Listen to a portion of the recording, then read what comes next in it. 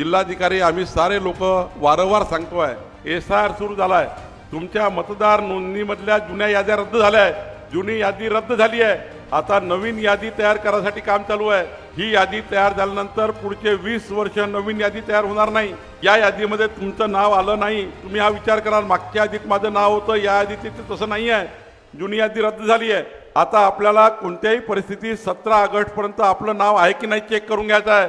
ज्यांचं नाव नसेल त्यांचं नाव कधी येणार नाही. मग अन्नाची योजना बंद, रेशनची योजना बंद, साऱ्या योजना या बंद होणार आहे. कारण आधार कार्ड आणि मतदान कार्डला तुमची योजना जोडणार आहे.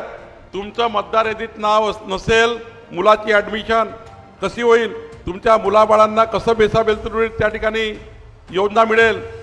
तुम्हाला अन्नाची योजना बंद, तुमची महिला बालकल्याण योजना बंद, तुम्हाला समाज कल्याणची योजना बंद. उद्याच्या बेलतरुडीत राहून काही फायदा होणार नाही. घर आहे पण फायदा नाही, कारण मतदारच नाही आहे, हक्कच नाही आहे. ना गावावर हक्क, ना मतदारावर हक्क. आणि म्हणून माझी विनंती आहे, बेलतरुडीत राहणारा नागपूर जिल्ह्यातल्या प्रत्येक माणसाला, प्रत्येक मतदाराला माझी विनंती आहे की 17 ऑगस्टच्या आत आपला फॉर्म भरून घ्या. आपलं नाव मतदाराचं आहे का चेक करा.